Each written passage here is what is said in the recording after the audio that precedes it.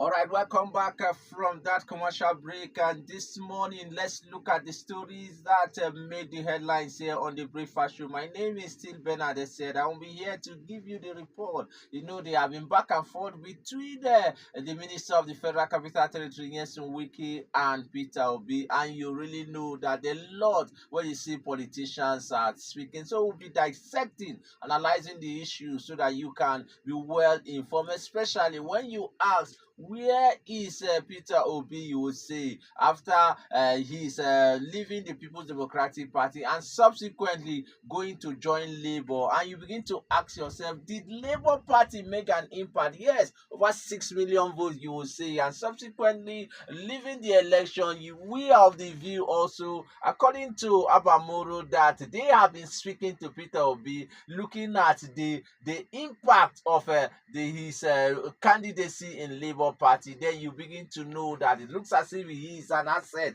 But why should the Minister of the Federal Capital Territory, Nyesom Wike, be saying that, in fact, presidency for Peter Obi? Those are things I want us to look at this morning on the Breakfast Show. And from that particular report this morning, the Senior Special Assistant to the Minister of the FCT, you will really say that Lere Olayinka has made a statement according to that particular report. He said the war of war between Labour Party 2023 candidate Peter Obi and the camp of the Federal Capital Territory, Mr. Nyesom Wike, took a sharp turn yesterday with Wike's aid dismissing Obi as a politician without a clear path to the 2027, I beg your pardon, presidential race, reacting to Obi's criticism of the dilapidated state of public schools in the FCT. Lere Olayinka, Senior Special Assistant on Public Communication and Social Media to the FCT Minister, accused former Anambra State Governor for clinching to media stunts rather than confronting his fading political relevance. It is funny that someone who should be bothered that he does not have the platform to contest the 2027 election has turned himself into a political wanderer. Olayinka said he described Obi as an internally displaced politician, IDP with no stable party structure, adding, will any party still give him the presidential ticket? According to the report, he said, will any political party give him that presidential ticket simply because he repeats the one shoe, one wristwatch story? Olayinka maintained that the FCT under Wike was pursuing real and verifiable development, pointing to 73 schools under renovation across the 6 area councils and 21 already completed, in contrast to in contrast to what he calls Obi's beer parlor style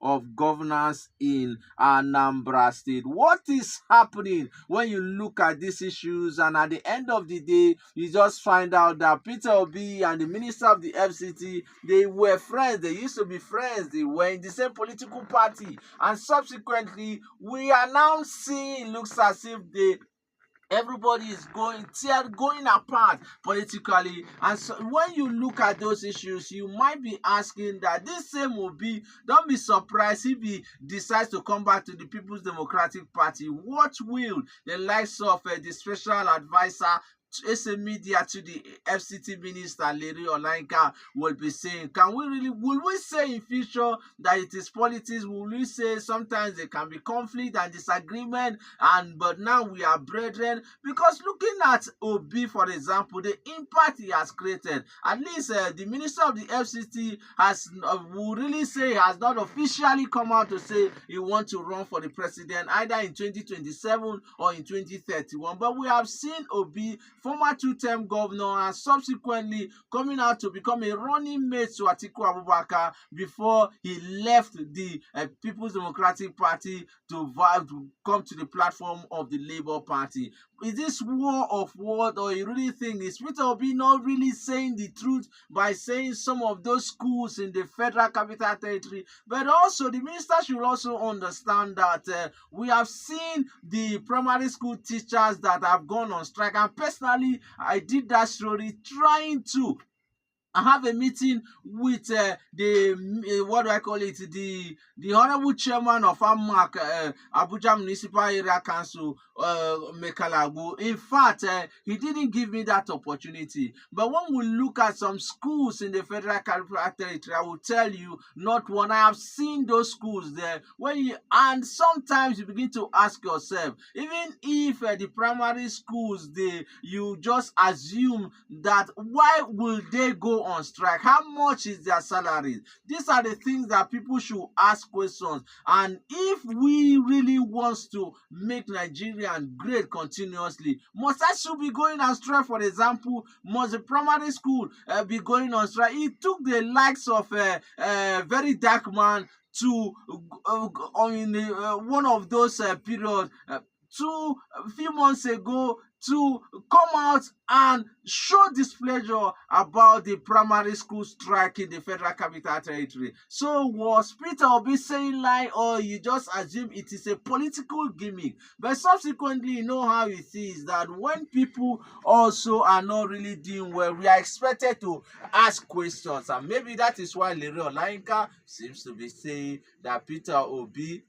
he does not have a political platform. But let's wait in the coming month and see where Peter Obi will be, into whether he will be interested or he is still part of the coalition, because what Peter Obi seems to be saying and what Lere Olayinka is saying, Lere Olayinka's discussion or reply seems to be political in nature, but Peter Obi was just looking at how those schools were not really the type of schools that we should be expecting. Anyway, sometimes saying governance projects are ongoing, maybe that is the reason, but subsequently, you as a stakeholder, you will be able to give us a clue on hindsight what you think about these two things. Don't you think that in the future, looking at Peter Obi and His Excellency Nyesom Wike, they might likely shake hands, hug themselves, and they will say, okay, let's go back to where we came from, which is the People's